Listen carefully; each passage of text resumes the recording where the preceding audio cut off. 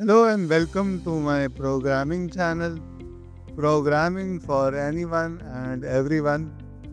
अब हम पहुंचे अपने 19th टॉपिक पे, multi threading and parallel programming. Real life में जब हम प्रोग्रामिंग करते हैं तो मोस्टली हमको पैरेलल प्रोग्रामिंग करनी पड़ती है, मल्टीपल थ्रेड्स बनाने पड़ते हैं, उनको इकट्ठा एग्जीक्यूट करना पड़ता है। लेकिन इस काम से कई चैलेंजेस अराइज होते हैं। मल्टी थ्रेडिंग कोड इतना इजी नहीं होता, लेकिन हम आपको बिल्कुल इजी करके कॉन्सेप्ट को समझाएंगे।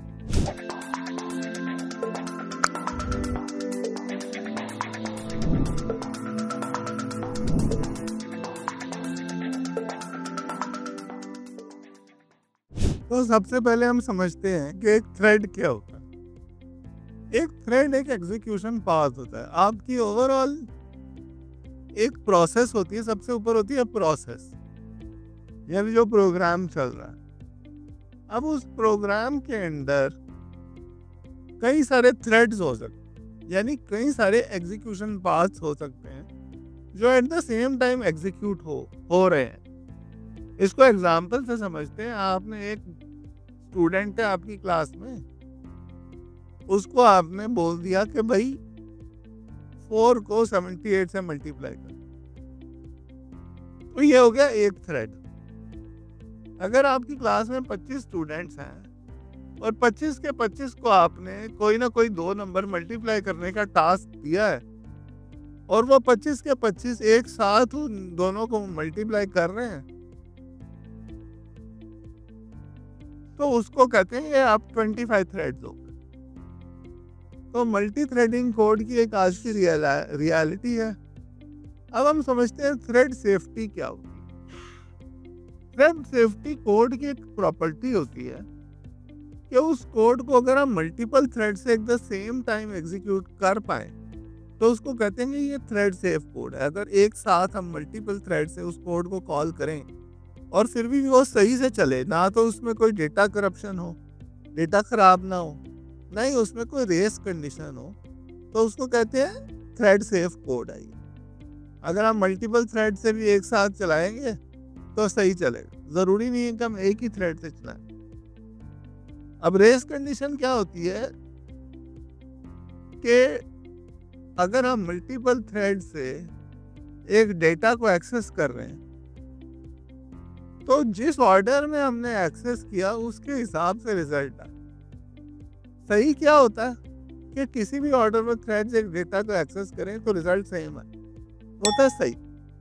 लेकिन अगर रिजल्ट अलग अलग आ रहे हैं डिपेंडिंग ऑन दी ऑर्डर कि हमने किस ऑर्डर में एग्जीक्यूट किया और रिजल्ट उस हिसाब से आ रहे हैं, तो वो कोड गलत है। उसको कहते हैं इस कोड में रेस कंडीशन, ये होती है रेस कंडीशन। तो ना ही डेटा करप्ट होना चाहिए, ना ही कोई रेस कंडीशन होनी चाहिए। अगर ऐसा कोड तुमने लिखा है तो उसको कहते हैं थ्रेड सेफ कोड। इस थ्रेड सेफ कोड को लिखते कैसे हैं वो अब हम आगे समझेंगे। तो यहाँ पर हम आपको एक कोड दिखा रहे हैं जो थ्रेड सेफ नहीं है, जो नॉर्मल तरीके से किसी ने लिखा है, किसी नॉर्मल प्रोग्रामर ने लिखा है, जिसको मल्टी थ्रेडिंग कोडिंग नहीं आती थी, उसने नॉर्मल तरीके से कोड लिख दिया, पर इसका रिजल्ट गलत आएगा। तो यहाँ पर हम कर क्या रहे हैं, हमने दो थ्रेड्स बनाए हैं और दोनों थ्रेड्स को काउंटर को 1 से इंक्रीज करने का काम दिया। हर बार जब हम इंक्रीमेंट कॉल करते हैं, इंक्रीमेंट नाम का फंक्शन है, जब भी हम इंक्रीमेंट करें तो काउंटर्स एक एक करके 10 लाख बारी इंक्रीज हो जाए एक एक से। दोनों थ्रेड्स एक साथ कर रहे हैं तो रिजल्ट 2 लाख 20 लाख आना चाहिए, क्योंकि दोनों थ्रेड्स 10-10 लाख बारी काउंटर को अपडेट कर रहे हैं, हर बार 1 से इंक्रीमेंट कर रहे हैं। तो टोटल 20 लाख से इंक्रीमेंट हो जाना चाहिए। काउंटर शुरू में 0 है तो एंड में 20 लाख प्रिंट होना चाहिए। पहले इस कोड को समझते हैं, फिर आगे चलते हैं, देखते हैं एक्चुअली में क्या प्रिंट होता है। तो यहाँ हमने थ्रेड लाइब्रेरी को इंपोर्ट कर दिया, फ्रॉम थ्रेडिंग इंपोर्ट थ्रेड। फिर हमने काउंटर को 0 कर दिया। एक फंक्शन हमने बनाया इंक्रीमेंट के नाम से, उसमें हम ग्लोबल वेरिएबल जो है काउंटर उसको एक्सेस कर रहे हैं। और हमने क्या किया, एक फॉर लूप चला दिया।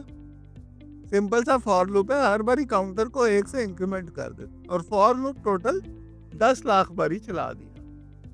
उसके बाद हमने 2 थ्रेड्स क्रिएट किए फॉर अंडरस्कोर इन रेंज 2। तो 2 थ्रेड्स क्रिएट कर लिए और दोनों को स्टार्ट कर दिया। जैसे ही हमने thread dot T dot start लिखा, वैसे इंक्रीमेंट फंक्शन कॉल हो जाएगा उस थ्रेड के लिए,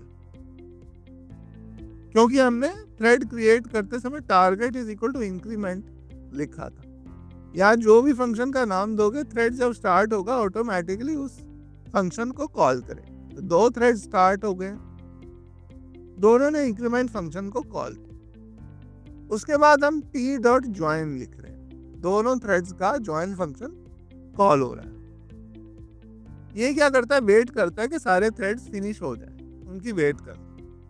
और फाइनली हमने काउंटर को प्रिंट कर दिया। सिंपल सा कोड है। काउंटर को 0 किया, 2 थ्रेड्स को एक साथ बोला भाई इस काउंटर को 10 लाख बारी अपडेट कर दे।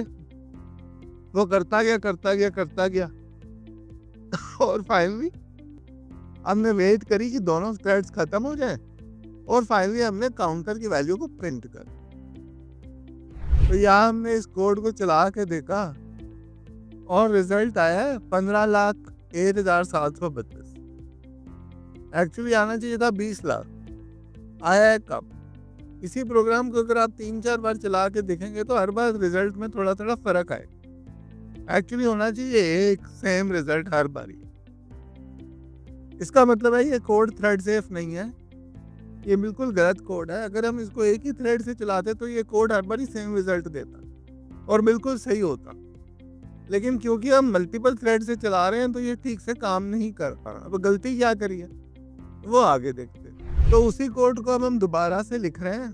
हमने थ्रेड के साथ साथ, जैसे पहले हमने थ्रेड लाइब्रेरी को इंपोर्ट किया था फ्रॉम थ्रेडिंग इंपोर्ट थ्रेड, अब हमने एक लॉक को भी इंपोर्ट कर लिया और काउंटर को 0 करने के साथ साथ हम लॉक को भी इनिशियलाइज कर रहे हैं। वही ग्लोबल काउंटर है, लेकिन काउंटर को अपडेट करने से पहले हम लॉक ले लेते हैं विथ लॉक। मतलब आपने लॉक को ऑब्टेन कर लिया। काउंटर को कुछ भी करने से पहले, काउंटर को अपडेट करने से पहले हमने लॉक को ऑब्टेन किया कि भैया मैं ही सिर्फ इस काउंटर को अभी अपडेट कर सकता हूँ और कोई भी थ्रेड इसको अपडेट नहीं कर सकता। तो बाकी जो थ्रेड्स हैं वो वेट करेंगे जब तक उनको लॉक नहीं मिलता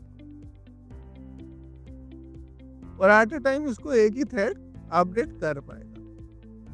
तो काम तो वही है, काउंटर को 1 से बढ़ाया हमने और बाकी सारा कोड बिल्कुल सेम। सिर्फ लॉक का डिफरेंस है कि हमने अपडेट करने से पहले लॉक ऑब्टेन किया कि मेरे पास थोड़ी देर के लिए एक्सक्लूसिव राइट है इस काउंटर वेरिएबल के अगेंस्ट और कोई इसको छेड़ेगा ना। जैसे ही हमारा इंक्रीमेंट का ऑपरेशन खत्म होता है, लॉक रिलीज हो जाता है और दूसरे थ्रेड तब इसको अपडेट कर सकते हैं। तो अब हम रिजल्ट देखते हैं कि इससे कुछ फर्क पड़ा रिजल्ट में, आउटपुट में कुछ फर्क पड़ा। तो देखो 20 लाख आ गया और हर बार चलाओगे तो हर बार 20 लाख आएगा। यही थ्रेड सेफ्टी है, यही मल्टी थ्रेडिंग है, यही कॉन्करेंट कोड है, यही पैरेलल प्रोसेसिंग है। कभी कभी लगता है कि अपन ही भगवान है। कॉन्सेप्ट बिल्कुल सेम है, लेकिन इस कॉन्सेप्ट की पावर बड़ी तगड़ी है। इससे बड़े बड़े काम किए जा सकते हैं।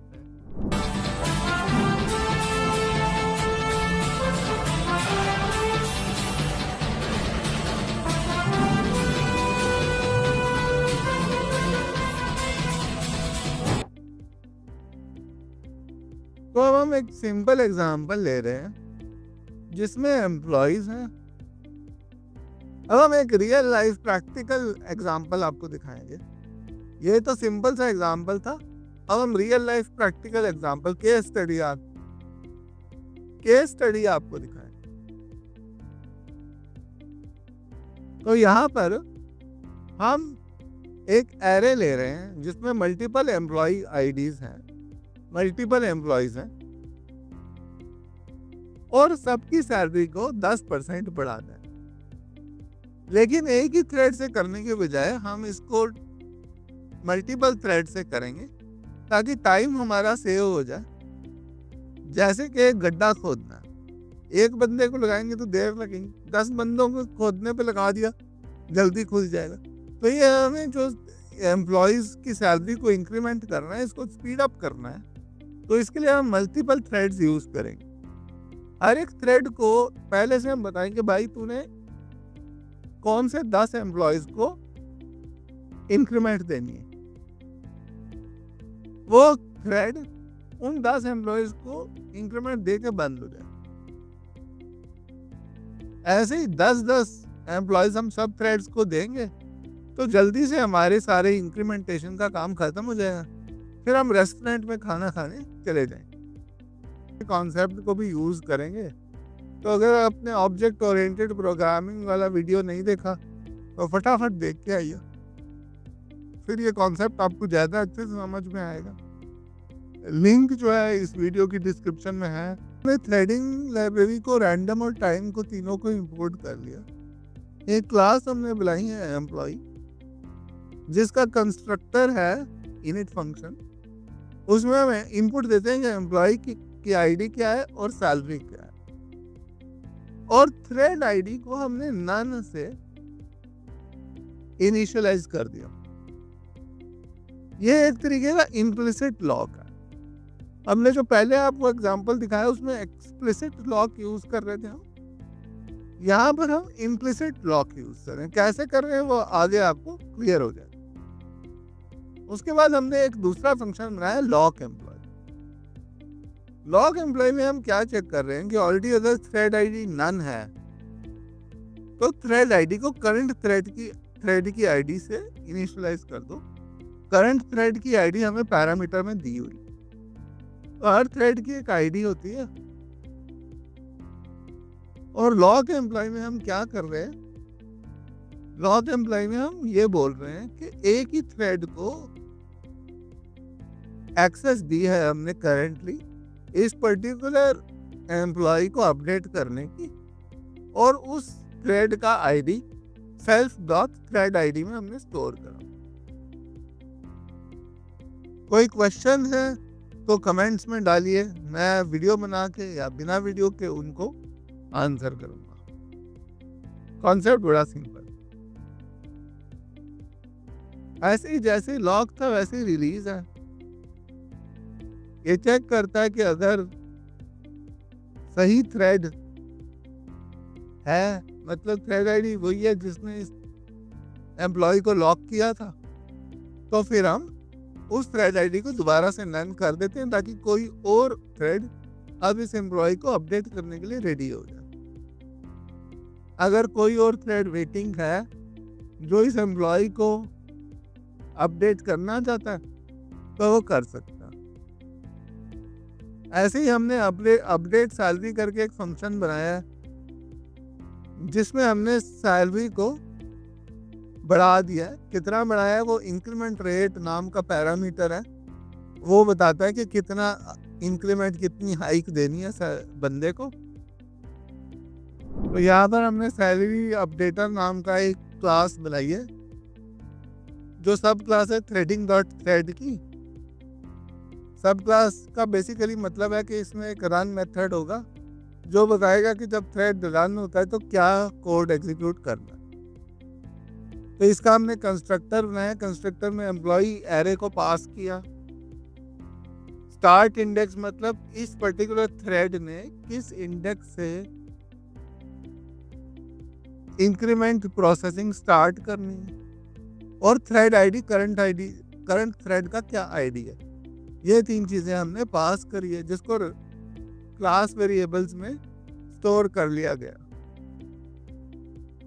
तो सैलरी अपडेटर को कंस्ट्रक्ट करते समय, वेरिएबल को, ऑब्जेक्ट को क्रिएट करते समय हमने ये तीन चीजें पास करी हैं कि एम्प्लॉय एरे कौन सी है, स्टार्ट कहाँ से करना है, और थ्रेड आईडी क्या है। अब ये कैसे पता चलेगा कि एंड कहाँ करना है। स्टार्ट तो हमने बता दिया, एंड कहाँ करना है उसका रूल हमने सिंपल रखा है। सब थ्रेड्स 10-10 एम्प्लॉयज़ की सैलरी इंक्रीमेंट करेंगे बस। हर एक थ्रेड को काम दिया गया है कि 10 एम्प्लॉयज़ की सैलरी इंक्रीमेंट करें, फिर ख़त्म हो जाए। और थ्रेड्स को हम असाइन भी इस तरीके से करेंगे कि अगर हर थ्रेड 10-10 एम्प्लॉयज़ को अपडेट कर रहे हैं तो अल्टीमेटली सारे एम्प्लॉयज़ को इंक्रीमेंट मिल जाए। वो कैसे करेंगे वो आगे कोड आपको दिखाएंगे। तो ये है रन मेथड जो एक्चुअली एग्जीक्यूट होगा जब थ्रेड चलेगा। यहाँ हमने 10 एम्प्लॉयज़ का फॉर लूप चलाया, स्टार्ट इंडेक्स से लेके 10 एम्प्लॉयज़ का।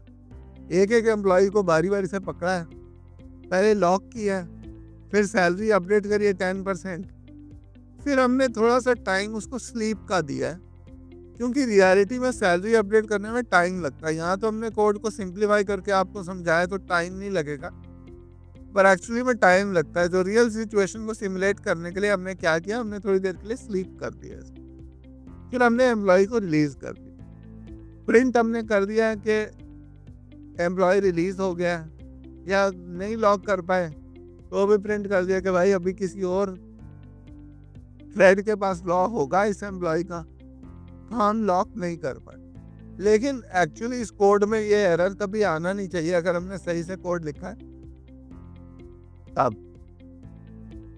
अब हमने थ्रेड्स नाम की एक एरे बनाई, 10 थ्रेड्स इनिशियलाइज किए, हर एक को हमने 10-10 एम्प्लॉइज की सैलरी इंक्रीमेंट करने का काम दिया, i/10 करके, और हर एक थ्रेड का आईडी i+1 को हमने बनाया, क्योंकि i 0 से स्टार्ट हो रहा है, थ्रेड आईडी हमने 1 से स्टार्ट। तो ये कॉन्सेप्ट है थ्रेड आईडी का। थ्रेड आईडीज भी हम खुद ही असाइन कर रहे हैं। थ्रेड्स नाम की एरे में हम अपेंड करते गए थ्रेड को, और सबको हमने स्टार्ट भी कर दिया। फाइनली हमने ज्वाइन करके वेट किया कि सब खत्म हो जाए, और फिर हमने सबकी सैलरी प्रिंट कर दी। तो ये आप देख रहे हैं जैसे जैसे सैलरी अपडेट हो रही है, लॉक हो रहा है, रिलीज हो रहा है, सारा दिख रहा है, और एंड में फाइनली सबकी सैलरीज अपडेटेड दिख रही। तो बहुत अच्छा कोड है, कहीं पे कोई एरर नहीं है, एकदम क्लीन है, मज़ा आ गया। हमने थ्रेडिंग का, कॉन्करेंसी का कॉन्सेप्ट समझ लिया।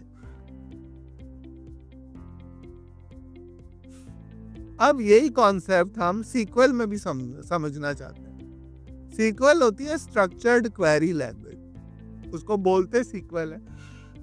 और सीक्वल पे हमने 23 नंबर वीडियो इसी सीरीज में बनाया है, तो अगर आपने वो नहीं देखा तो वो देख के आइए, क्योंकि उसकी अंडरस्टैंडिंग क्रिटिकल है ये आगे का पार्ट समझने के लिए। और सीक्वल और डेटाबेसेस पे हम और वीडियोस भी बनाएंगे, सारे वीडियोस के लिंक डिस्क्रिप्शन में दिए गए। तो ये सीक्वल में हमने एक एम्प्लॉय टेबल बनाया जिसमें हमने बहुत सारे एम्प्लॉयज को डाल दिया, सबकी सैलरी डाल दी, और इसमें हम एक लॉक नाम की फील्ड रख रहे हैं जिसको हमने शुरू में 0 से इनिशियलाइज कर दी। अब लॉक फील्ड से हम यहाँ पर लॉकिंग करेंगे, जैसे कि हमने थ्रेड आईडी फील्ड से लॉकिंग करी थी एम्प्लॉय क्लास।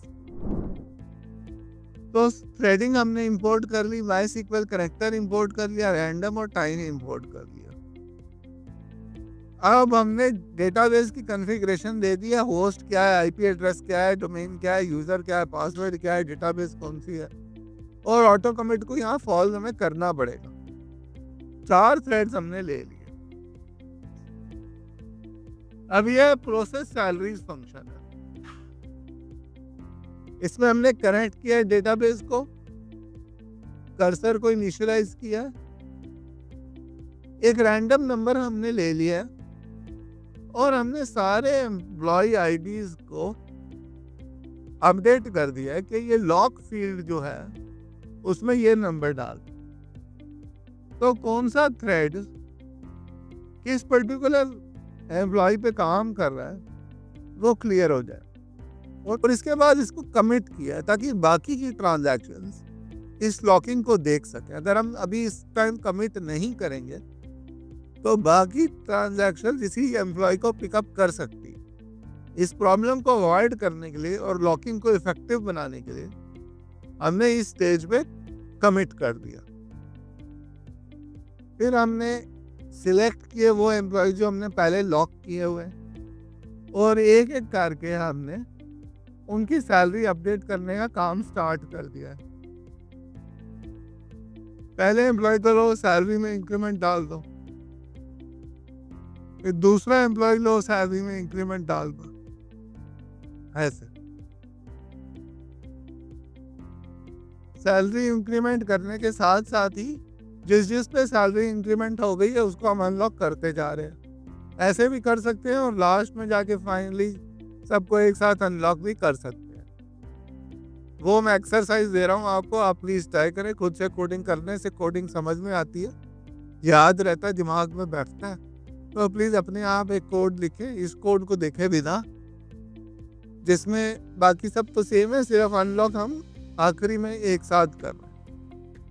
कोई एक्सेप्शन आ गई तो पूरे को रोल बैक कर दो, फाइनली कनेक्शन। और अब मेन लूप में हम आते हैं, जो मेन, इसको जावा में मेन बोलते हैं, यहाँ मेन बोलते नहीं है, लेकिन जो मेन कोड है, जो जहाँ से सारी एग्जीक्यूशन स्टार्ट हो रही है। तो हमने थ्रेड्स को इनिशियली ब्लैंक लिस्ट से इनिशियलाइज कर दिया, फिर हमने 4 थ्रेड्स लिए, चारों के टारगेट को हमने प्रोसेस सैलरीज के फंक्शन पे पॉइंट कर दिया कि जब थ्रेड स्टार्ट होगा वो प्रोसेस सैलरी नाम का फंक्शन एग्जीक्यूट करेगा। थ्रेडिंग को स्टार्ट कर दिया, थ्रेड्स को स्टार्ट करके थ्रेड्स में अपेंड करते गए। फाइनली सारे थ्रेड्स को ज्वाइन किया, यानी वेट करी कि वो सारे खत्म हो जाए, और प्रिंट कर दिया कि सारे थ्रेड्स एग्जीक्यूट। तो यहाँ पर हम समझ गए हैं कि सीक्वल में लॉकिंग कैसे करते हैं। सीक्वल में भी लॉकिंग करनी पड़ती है जहाँ कॉन्करेंट प्रोसेसिंग आएगी। और अगला हमारा वीडियो है ASCII और यूनिकोड, ये भी जरूर देखें, बड़ा इंटरेस्टिंग वीडियो है, अपकमिंग वीडियो है। और लाइक, सब्सक्राइब, कमेंट कर दीजिए ताकि हमें पता चलता रहे कि आपको हमारे वीडियो अच्छे लग रहे हैं। और कमेंट्स में अपने क्वेश्चन जरूर पोस्ट करिए ताकि मैं उनके आंसर देने के लिए प्रतिबद्ध हो जाऊं। तो थैंक यू सो फार और कीप वॉचिंग।